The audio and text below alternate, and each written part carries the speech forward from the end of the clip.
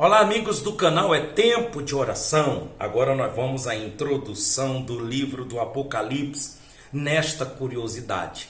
Nós vamos estar aqui falando sobre a autoria, quem escreveu, vamos estar falando sobre a data, vamos estar falando sobre a interpretação, as várias interpretações que tem, e sobre o conteúdo. Então vamos pontuar: autoria, data, interpretação e conteúdo. Eu tenho que confessar para você de que o Apocalipse é bem complexo, e principalmente quando trata-se aqui, quando entra aqui na parte da interpretação, que tem várias interpretações. E hoje eu vou estender um pouquinho, né? Gostaria até que antes de você acompanhar comigo essa curiosidade, você desse um joinha aí no canal, dando um like, e você já escrevesse assim, presta atenção, por ordem, escreve isso. Escreve isso para acontecer na tua vida. A nossa vida é o que a nossa boca confessa. Mesmo que você já tenha o Espírito do Senhor, Espírito de conhecimento, Espírito de entendimento e Espírito de sabedoria. Só é você escrever assim, Espírito do Senhor, vírgula, conhecimento, vírgula, entendimento, vírgula, sabedoria. Pronto. Eu gostaria que você deixasse entrar no seu QI, como também no seu QE, na sua memória, na sua cabeça. Porque toda pessoa que tem o Espírito do Senhor, ela tem o Espírito do conhecimento, do entendimento e de sabedoria. Pode acreditar nisso. Tem pessoas que têm conhecimento, têm entendimento, têm sabedoria de vertical, uma sabedoria humana, sabe? Porque o conhecimento vem de quê? Vem de instrução. Pessoa que quer ser instruída, pessoa que estuda, por isso que vem o conhecimento. Mas o entendimento vem do conhecimento, certo? E o saber vem de onde? Vem do entendimento. Aí essa pessoa na sociedade ela é respeitada. No reino de Deus ela é temente a Deus. E aí vem um conselho. Conselho, força, conselho. Força, conselho. Fortaleza, conselho. Toda pessoa que tem conhecimento, entendimento, sabedoria, ela tem respeito.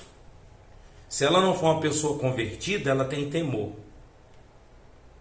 Se ela não é uma pessoa convertida, ela tem respeito. Se ela é uma pessoa convertida, no reino de Deus, ela já faz parte do reino de Deus, ela tem temor. Quem está dentro do reino de Deus tem temor. Bem-aventurados que temem ao Senhor e andam nos seus caminhos. Quer dizer, aí vem a força. Toda ela é forte.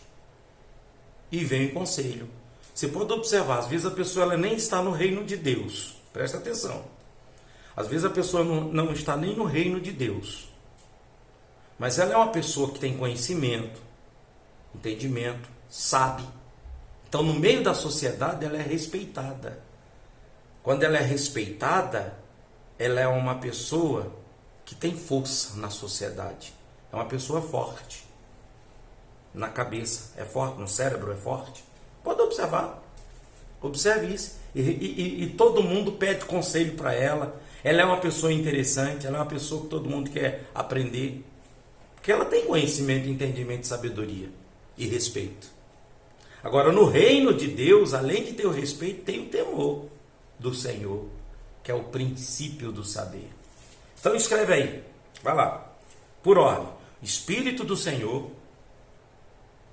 conhecimento, vírgula, entendimento, vírgula, vai lá.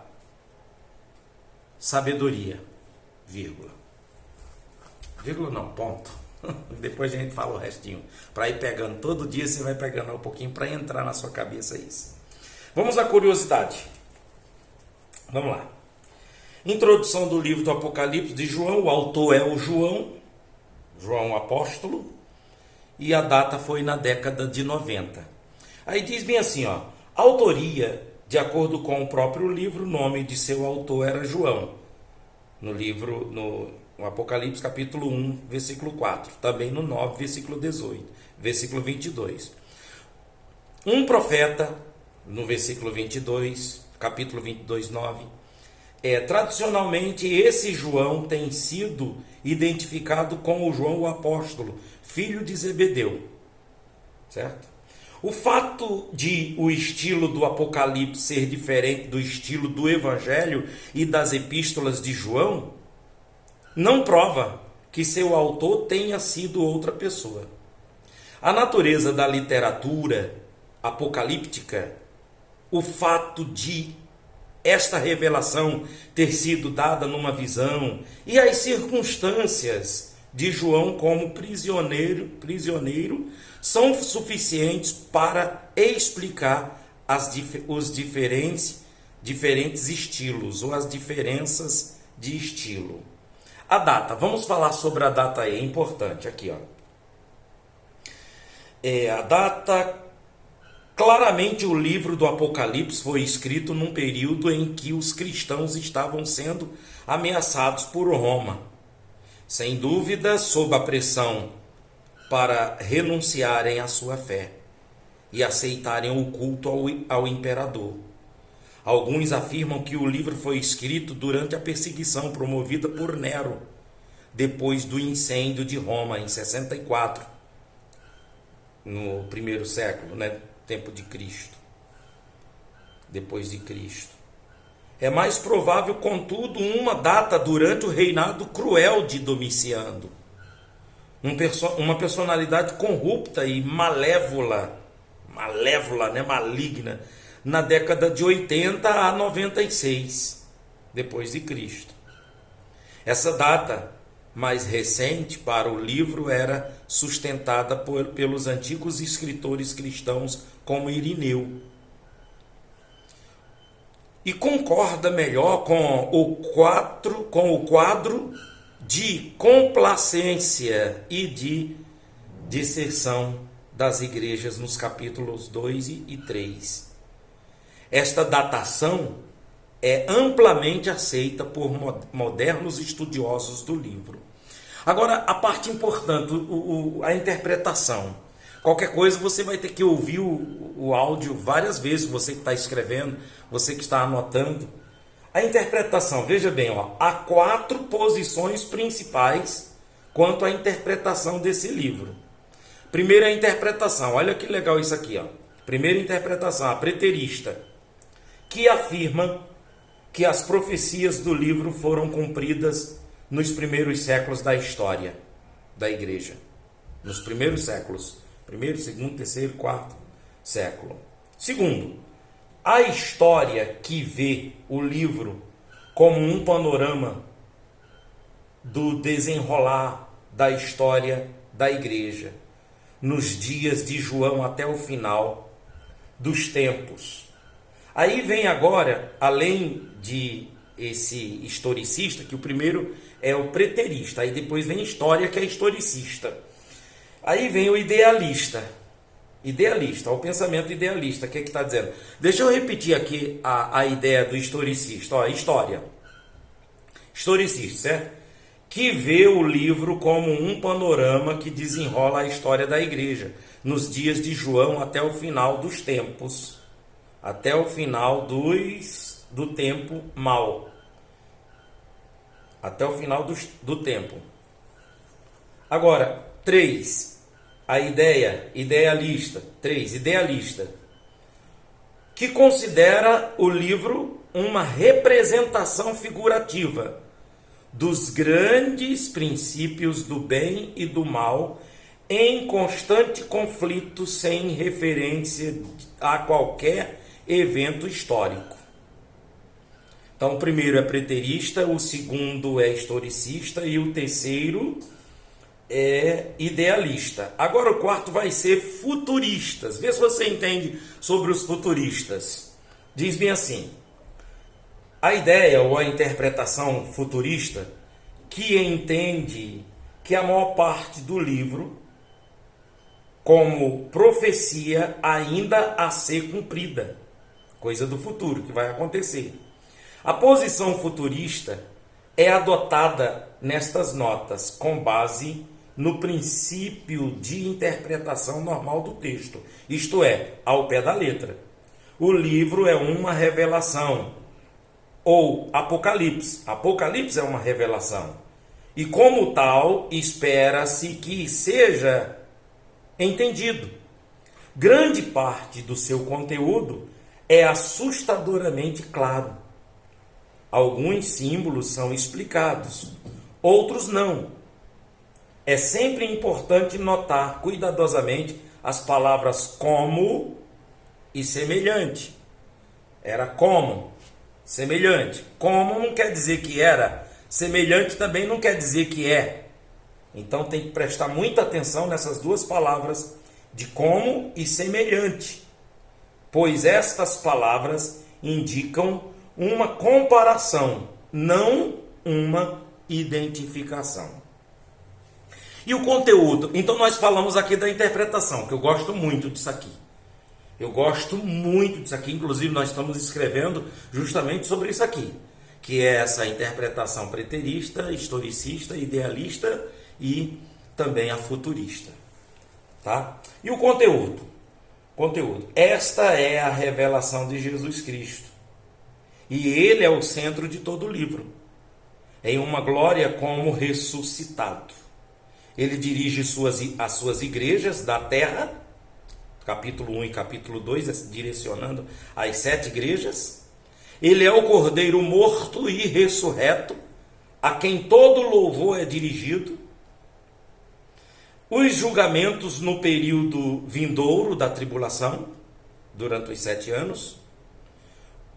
Sobre a terra, são a demonstração da ira do Cordeiro, no capítulo 6 ao 19. E veja especialmente no capítulo 6, do 16 a 17, o retorno de Cristo à terra. É descrito em capítulo 19. O reino milenar de Cristo é apresentado no capítulo 20. E os novos céus e nova terra são descritos no capítulo 21 e 22. O esboço do livro é apresentado em capítulo 1, versículo 19. As coisas que vistes se referem à visão que João tivera de Cristo ressuscitado ou ressurreto no capítulo 1. As coisas que são compreendem as cartas às 7 igrejas da Ásia nos capítulos 2 e 3. As coisas que hão de acontecer depois destas são as profecias dos capítulos 4 até o 22. É muito interessante essas coisas aqui, pessoal. Agora, dá para entender, é óbvio, de que essa aqui é uma explicação, quem está aqui que eu estou lendo, dessa pesquisa, e está bem claro de que essa explicação é de uma pessoa também que tem uma interpretação futurista. Sabe o que eu gosto isso aqui? É que quando eu estou conversando com uma pessoa entendida, um teólogo, uma pessoa, com as suas próprias palavras eu consigo perceber se ele é historicista, se ele tem a interpretação idealista, futurista ou preterista. Isso é que é legal, por isso que é bom estudar. Se você disser assim, pastor Genival, qual que o senhor pende mais? Eu sou futurista também. Eu tenho muita coisa que eu concordo com o preterismo. A história, o decorrer da história, os historicistas, ele precisa das profecias se cumprirem, estarem cumpridas, se cumprirem, para poder fazer parte da história. Historicista, então é a coisa mais... A gente precisa da história para poder entender. Agora, futurista é de que vai acontecer todas essas coisas aí que estão para acontecer, que estão escritas. Quem tem esse pensamento. Já os idealistas, na cabeça dele é tudo alegórico, é tudo simbolismo, sabe? Na cabeça deles, na interpretação, é tudo simbolismo. Na cabeça deles, muitos deles acreditam que já estão vivendo o milênio. Milênio, nós estamos dentro do milênio, do 7º milênio, do milênio. Enquanto que para os futuristas ainda vai acontecer o reino milenar, né? Então eu gosto muito disso, eu gosto de falar sobre isso, de ensinar, de orientar. E no futuro a gente vai estar trazendo assim, uma aula trazendo um esboço bem assim, com uma liturgia, com uma linha de ensinamento. Tá bom? Muito bem, vamos orar. Chegou o momento da oração. Que Deus abençoe todos vocês. Aquilo que eu já pedi para vocês escreverem, que é o Espírito do Senhor, né? Conhecimento, sabedoria. Entendimento, sabedoria. Feche os seus olhos, vamos lá. Nosso Deus e Pai, em nome de Jesus Cristo, estamos aqui nessa curiosidade, estamos aprendendo, porque é importante ler a Bíblia, é importante estudar o Pentateuco, estudar os livros de Moisés, que Moisés escreveu, que são lá os 5 primeiros livros. É importante saber da lei, saber de todas as coisas que aconteceu nas Escrituras, que está escrito. É importante ler os livros poéticos, como esses livros de Eclesiastes, Provérbios de Salomão, Salmos, todos esses livros poéticos, cantares também. É importante a história dos reis, a história, os profetas, grandes e pequenos, tudo é importante na velha aliança, para que nós venhamos viver hoje no Novo Testamento. Agora podemos entender por que o Senhor Jesus diz: conhecereis a verdade, e a verdade vos libertará. Agora eu entendo quando o Senhor Jesus diz: examinai as Escrituras. E quando o Senhor está se referindo às Escrituras, é o Velho Testamento, a velha aliança. Porque na época de Jesus ainda não existia o Novo Testamento, a composição do Novo Testamento. Hoje existe. Então hoje a gente entende o Novo Testamento estudando o Velho Testamento. As Escrituras. Senhor, que bom, Senhor, revelar isso para nós. Que bom, meu Deus, o Senhor, é um privilégio, Senhor, trazer isso para nós. Eu peço ao Senhor a tua bênção sobre todas essas pessoas que estão comigo nesse canal, que todo dia ora comigo, estuda comigo a palavra, e nós vamos continuar, meu Deus, em nome de Jesus. Abençoe essa série de curiosidade que nós fizemos, que vai estar aqui no playlist, que o Senhor traga pessoas que estudam a palavra, que gostam de aprender, que traga pessoas para assistir, para que venham levar a sério o reino de Deus. Eu entrego todos nas tuas mãos, abençoo o dia de hoje, que seja um dia cheio de graça, cheio de luz.